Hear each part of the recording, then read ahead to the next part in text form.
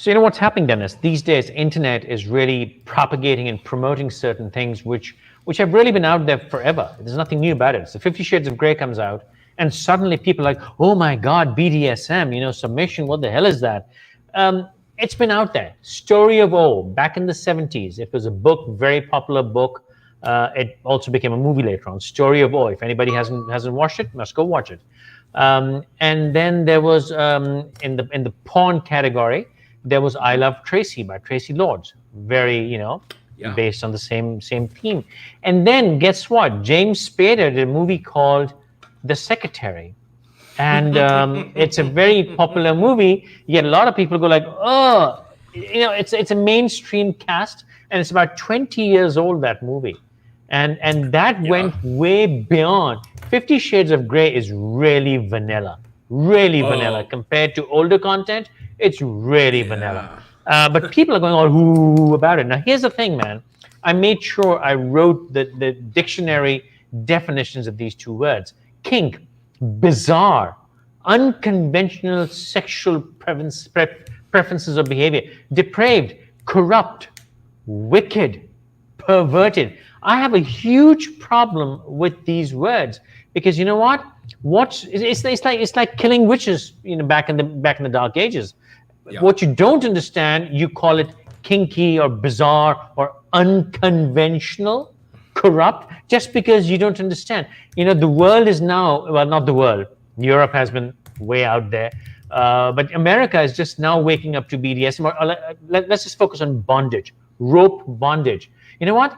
The Japanese have had that as an art form for hundreds of years. Just do Japan rope bondage, and you'll find amazing artists who've been doing some phenomenal work for hundreds of years. So what you think is kinky today, or what you think is kinky today is going to be the norm tomorrow. And what is norm today was really kinky just 15 years ago. So I take offense with the very definition attached to kinky. You're loving it. Look at you. You're just loving it, aren't you? You're just taking it all in. Go on. So that's a great intro, and yeah, you look across the world, and there's different, different people practice different types of, they practice different types of sexual things in their countries and stuff. As far as the ropes, listen, I understand it is an art form. That is something that I personally don't understand. I mean, I don't know whether that's right or wrong. I think what we have to do is we have to take it, and I appreciate that you put the definition of these words, because I think what each individual has to do is I think we have to take and define these for ourselves. So for me, some of the things, bizarre, unconventional, I don't know. I guess that would have to be what those particular things are, what those particular acts are, would have to be defined. However, I do think that there are some things that are just simply depraved. Period. And I can give you, let me give you a couple of examples. One is, so let's talk about kink. Go ahead first. Do you have something? No, you said, and then I held back because your grammar was right. You said, I think they're bizarre. Okay, so if you think that's right, you're entitled to what you think. But you know what? As long, my definition of kinky, bizarre, or weird or wicked is, if it's not being done to anybody unwilling, it is not. There's nothing wrong with it.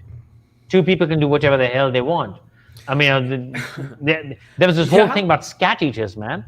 I've got that down here, man. I got that down as something I came across in my travels, and I think bizarre is in the eye of the beholder. It as far as just because I think something bizarre, it doesn't necessarily mean that anything is wrong. And I do want to just come out and say, and I think that just so that everybody watching can and understand the context here. This is all consensual between consenting adults.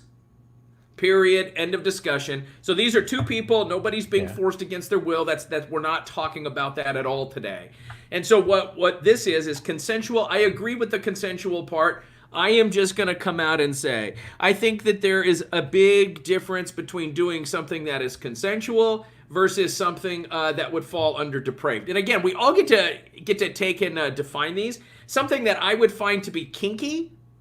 So also a little bit of a cautionary tale. I went to when I was a paramedic and a firefighter, I had the opportunity to go to I went to somebody's house, and basically what it was is we got called out because some female was having abdominal pain, lower abdominal pain. That's how it came across my computer. We ended up getting there, and we get inside the house, and there is I don't know, like a 32-year-old man and a 28-year-old woman, and they were on top of one another in the bed.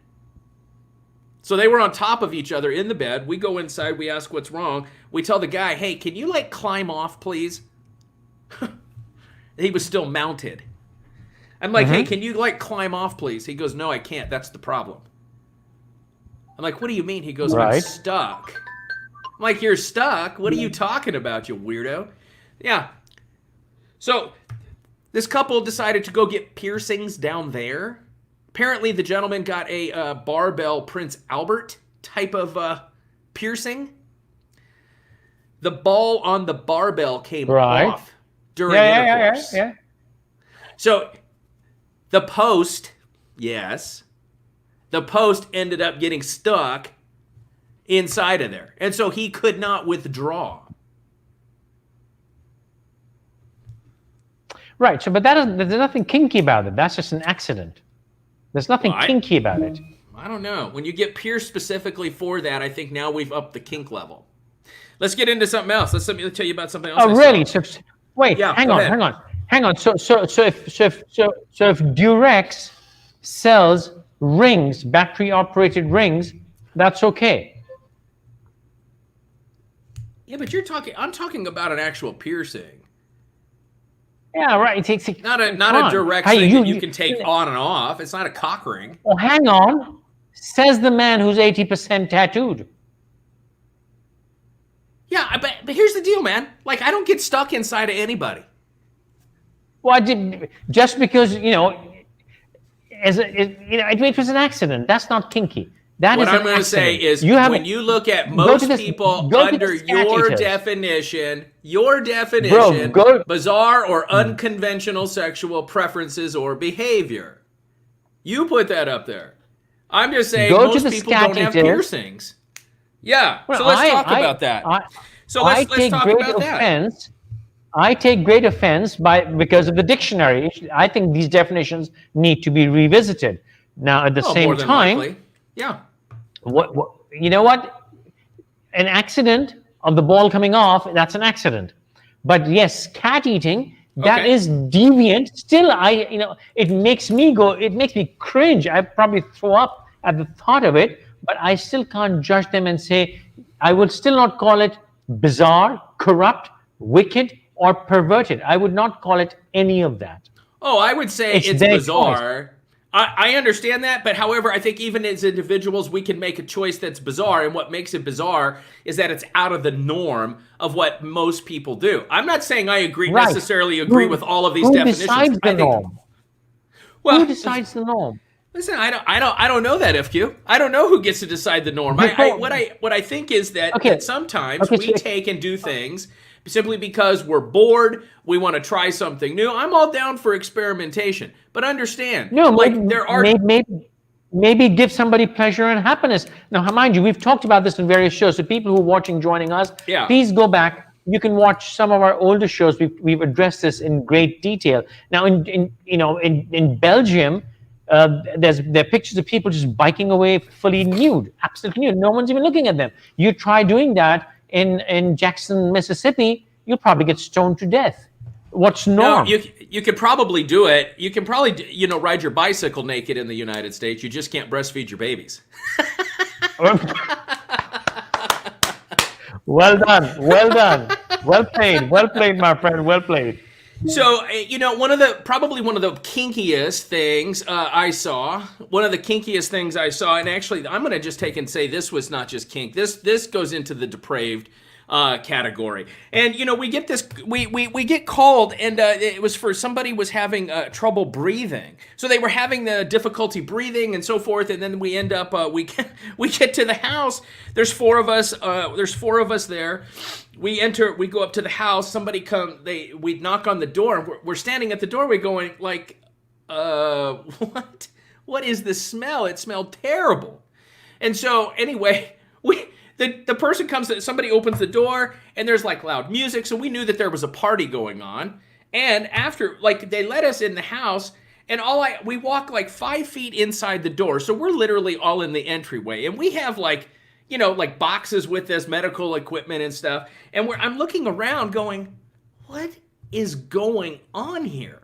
Like, the whole scene was just strange and bizarre. Well, long story short is I got the smell again. I'm like, oh my God, I literally thought it smelled like I was standing in the sewage plant, and I've actually been to the sewage plant. So I know what that smells like. Well, looking around, there's tarps, plastic coverings, everything. What we had done is we had come into a scat party. That's what we got called for. It was a scat party, and so what everybody was doing is they were defecating all over each other. There was probably 20 naked people in this room. One of them unconscious on the floor. They're like, you have to come in and get her. I'm like, fuck you, no way. No way am I coming any further in there. You bring that person out. So you'd have to hold them down, man. That's exactly what we had to do. I mean, they were rubbing it on each other. They were like having sex with it. It was the most, but that's not even bizarre, man. That was just perverted. I don't understand that at all. No, not bizarre, not perverted. It's disgusting to me.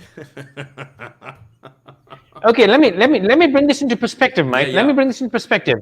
You cannot even say it on this live broadcast. I would say it because I'm in a different country. Homosexuality was considered bizarre, kinky, depraved, debauched, sinful, crime in your country till just a few years ago. And now you can't even say it without breaking a law or two. I still think homosexuality is depraved, it's unnatural, but that's my personal opinion. I can't impose it. I can't say you're doing something kinky or depraved or bizarre or corrupt. I can't judge you for that. Let God be the judge of that. Let your society be the judge of that. So what I'm trying to establish here is what happens between two consenting peoples. These words need to be redefined. It is unfair for the dictionary and the society to label them as, wicked, corrupt, perverted, debauched, kinky. That's not BS. These words have to go. I can still say, you know what? I find this terribly disgusting. But you know what, Mike? Let me tell you, it is very normal for us in this part of the world to eat goat's brains, cooked. Okay. It is very normal for us to eat goat's balls. Genitalia, very normal. It's called katakat and kapure. It's perfectly normal. It's a dish. It's served everywhere. You'd find that disgusting and bizarre. The Taiwanese, the first time I went to Taiwan was back in the mid-'80s, and it was a novelty. They took me to the snake market where they had snakes hanging all over the place with hawkers, and they were eating snakes. Now it's become pretty much everybody. In Asia, a lot of people eat snakes. It's no longer a novelty. Nobody takes it for a tourist thing. These jokers were eating bats, and they've just screwed up the whole world. So I'm just fighting for removal of these labels.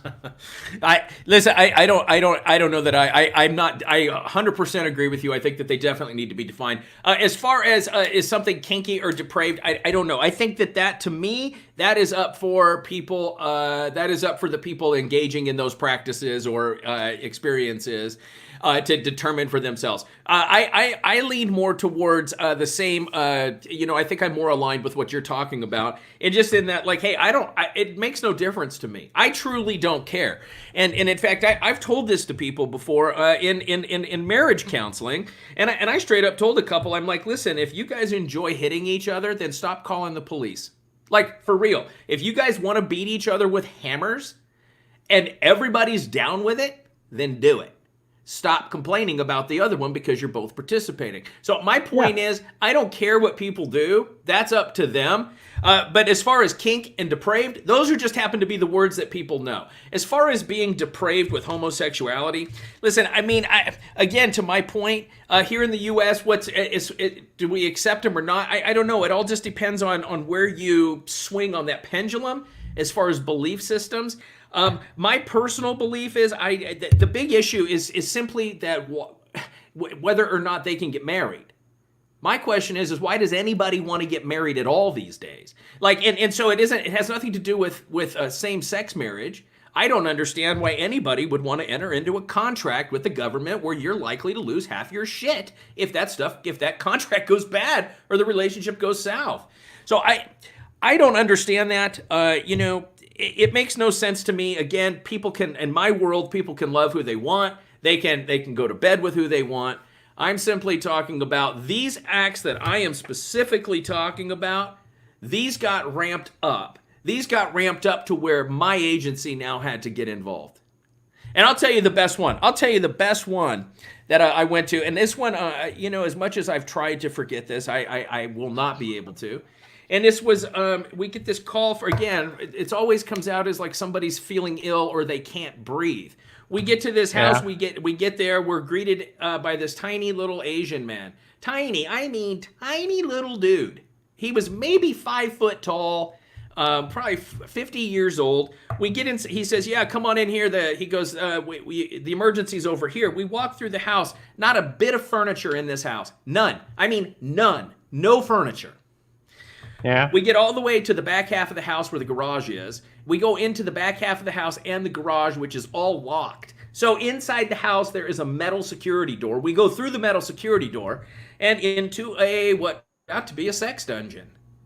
So, I mean, nice. I'm talking like suspension areas, all kinds of stuff. So we get there and this guy is literally hanging. Probably, you'll have to do the conversion on this one just for the sake of the story. This gentleman was every bit of 6 foot 6 inches tall. So very tall guy. He was every bit of 350 pounds. Big human with this teeny tiny little other dude who greeted us. He was all sweaty in like a Speedo bikini. Yeah. We get back in there and the big huge guy is suspended by his nipples. He's literally suspended off the floor by his nipples. Hooks. No, these were pierced. It was like 3/4 inch rebar, right through his pecs. He was suspended, and his head was hanging back. This guy was blue, dead. There was no getting him back.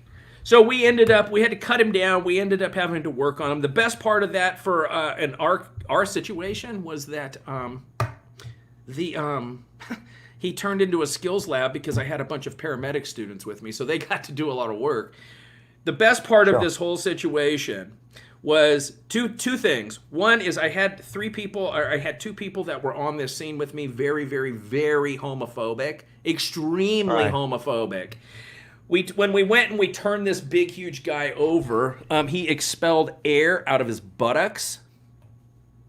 Yeah. Which also, I won't say the word because I don't know how universal it is. However, one of my most homophobic guys ended up getting covered with the semen that got ejected out of the butt. It was hysterical. We called him cum fart for like the next 5 years after that. So we end up taking the dead guy to the hospital. We get there and I asked the boyfriend, I said, what's the deal? He goes, I said, who is this guy? He goes, I have no idea. No idea. I just met him at a bar a couple weeks ago. We've been playing. And so they didn't even know each other. Man. The guy, the gentleman takes and we're sitting there and all of a sudden at the hospital, the woman walks in and says, hey, like, where's my husband? I'm like, who's your husband? She says, and I'm like, your husband? She goes, yeah. So I took her in there. The big guy was her husband. Oh, yeah. The big guy was her husband. She had no idea her husband was getting busy with a man. So here's the thing, man. Whatever happens consensually between two people, good for them.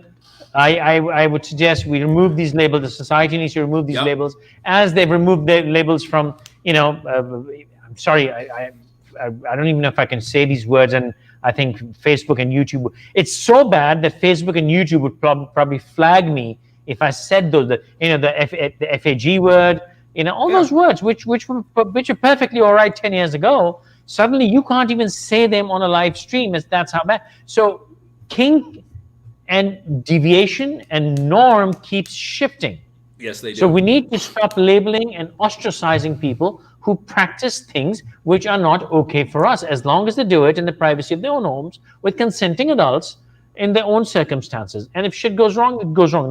Now, before we go to the comments, we're running late. I'd like to tell you one thing. You realize on just May 12th, 2020, this German guy, I had forgotten about him, is Armin Meiwes. He was given bail for supervised excursions out. He's serving life imprisonment with disguise. He was a cannibal who advertised, a gay cannibal who advertised for a young man he wanted to eat. And this young man actually showed up for the ad and actually got eaten. So this dude actually cooked him and ate him. Okay, so Armin Meiwes is serving a life term. Now that is not kink. That is not fetish. That's not deviation. That is a crime. Yes. Even if it is consenting that one person wants to be cooked and eaten, it is still not kinky, bizarre, nothing. It is a crime. No, that is a crime. Okay? So we need to, everything short of that, between two consenting adults, done in the privacy of their own homes or dungeons or wherever, it's their business. Let's not ostracize and let's not label them just because we don't understand that yet. Just like absolutely witches, lesbians, gay, homosexual, transvestite. Okay, you know what? Transvestites, cross-dressers, they were ostracized for the longest time all over the world. In Thailand, the Katoyas, it's part of their religion. They have this sex change operations, and it's almost a part of their faith system. And what we call ladyboys, but the Katoya is a thing in Thailand, Vietnam, and Southeast Asia. So we can't label and ostracize people like that. That's my take, man. Comments? Yeah, and I just want to say while you're going to the comments is just that, I want to say from a psychology standpoint, there's been a lot of psychology has even changed with this over the years as well. And so now it is no longer, it's not looking, it used to be looked at like it was people that would participate in kink or BDSM, any of those things, that they were trying to compensate for something or that something was fundamentally flawed or wrong. And I just want to say even the psychology field has come out and said, hey, we weren't right on that. And there's a lot of reasons why people participate. And as long as everybody is healthy, it's consensual, everybody's healthy, then they really have kind of backed off on saying that it is some sort of disorder. So I think we're making progress where this is concerned. And also, okay, to spin right off of what you just said, it's not people do it for reasons of boredom or experimenting. No. And here's a question which I'm gonna start with Khushbu. By the way, Khushbu and Rafi are really getting on with this topic right now. We have to look at the comments. We'll come to that in a second. So what's the difference between a kink and a fetish? Here's the thing, man. It's fetishes. Fetishes lead to, I think kink is a useless word. Fetishes lead to kink. Fetishes, Khushbu, are where certain things turn you on. They excite you. People have feet fetish. People have armpit fetish. People have, like Dennis was saying the other day, he's a butt person. So, people have butt fetishes. People have titty fetishes. Some people get turned on by the smell of the hair. Those are just fetishes, things that turn you on, excite you. When you do things which the society does not yet understand, they become kinky. BDSM, femme submission, femme humiliation sex, these are all hashtags on IRC. They've been there for decades. People have talked about them for decades. For America, it's like a new thing. They are still discovering all these fetishes and kinks, whereas Europe and Scandinavia and all Japan, it's the norm for them.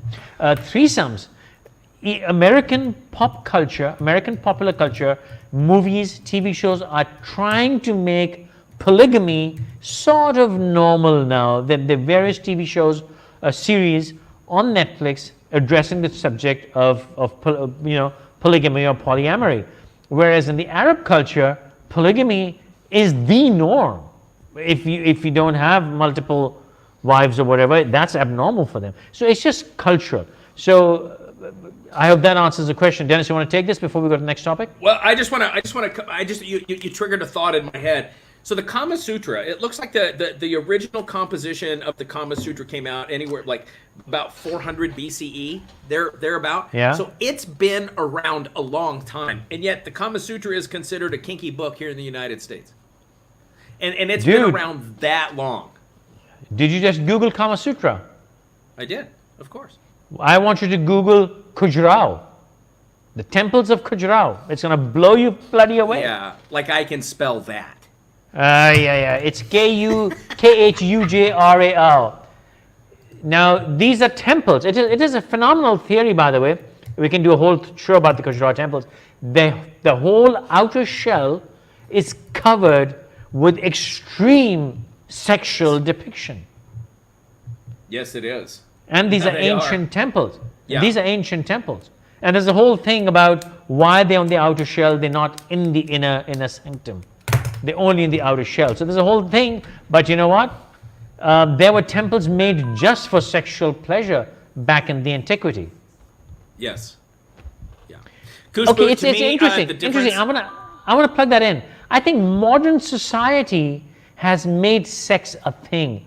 In antiquity, in ancient times, sex was the norm. Right. That's how, sex was the common thing. There was nothing bizarre about it. Well, and one of our main goals is to normalize normal, right? I mean, that's the whole purpose of the show. Let's normalize normal. Thank you. Thank you very much. I want to just say, for me, the way that I kind of define this is a fetish is more of like, let's just say a preference. Fetish, I think fetish and preference get used interchangeably. One is just preference, the other, a fetish, typically refers to a sexual thing. As far as kink, I think it's just kind of the universal, global type of term. So, I don't know, I think it's all interchangeable, and I agree that some of these things need to be probably preference is something I like. I prefer women over men. Whereas fetish is where a certain situation, a certain environment, a certain part of the body, a certain smell turns you on. That is a fetish. Well, and I'm just going to take it one step further. In many cases, a fetish is a way. Some people need to. A preference is a preference. In many cases, a fetish is called a fetish simply because somebody can't get off without that particular fetish being included or incorporated in the sex act in some way, shape, or form. Not necessarily. Fetish is it's not every time. I'm saying in a lot of that's kind of how these things get differentiated. No, fetish is not a dependence on that thing. Fetish is just an obsession with that thing. Not necessarily it's a dependence. It could be a dependence, but that's not the definition of fetish. Anyways, let's get to the comments, man. David, what about the gimp? I don't know, bro. You might want to take and unzip that thing on your leather hood there. Maybe get a blowtorch and some pliers and go to work. And the ball gag maybe. Yeah. Hey, anytime you can throw in a Tarantino, Pulp Fiction reference, man, you're all over it. That's great. And that shows you're a good man. Great. Yeah, let's see. Consensual. Kushbu, agreed. 100%. Yeah, absolutely. And that's not what we're talking about. Yeah, that then becomes a crime. Yes, Rafia, I actually saw this in real life, so careful. Hey, just make sure, if you're going to participate in any of this kind of stuff, all I'm going to say is make two things. Have a safe word and definitely have a spotter. Same as in the gym. Okay. Yes. For real. Absolutely. David, once again, gross, 100%. I think that came in when we were talking about the scat party. Yeah. Kushbu, I don't know. Lucky to see all those scenes. Sometimes I wish I could take my internal eyes out and scrub that. That was not something I wanted to see. I can assure you of that. So thanks, Dave. Absolutely Yeah. right. Everyone looks through different windows and define things with their own personal beliefs. I agree with you. I'm just hoping that people would stop judging and ostracizing people for doing things they don't understand. How has the Fetish is a Great phenomenon shifted popular perception? It's just made Americans discover something the rest of the world knew all along. And you know what? 50 Shades of Grey is like really bullshit. It's a stupid book. So stupid. And I wish Faiza was here tonight, because Faiza and I have this fantastic story about 50 Shades. I don't even know if I should say this on record, because it might come back to bite me. I had not read this book. I knew nothing. I just heard about it. And one day she messages me. She said, "You should watch this." God, I wish she was watching it. I probably have that somewhere. She said, "You got to watch this." I'm like, "Why?" And she goes, "Someone stole your notebook and made a novel out of it." I'm gonna leave it at that. All right. Okay. I wonder what goes into the Rafia. I know. Hold your horses, girl. Hold your horses. Stay calm. Breathe deep. Breathe deep. I'll tell you. I don't know what goes in, but I know what goes down, and that's dudes on dudes. So that's who's going down on each other in that dungeon. Rafia, Okay, but yes, for sure, 100%, and it was big.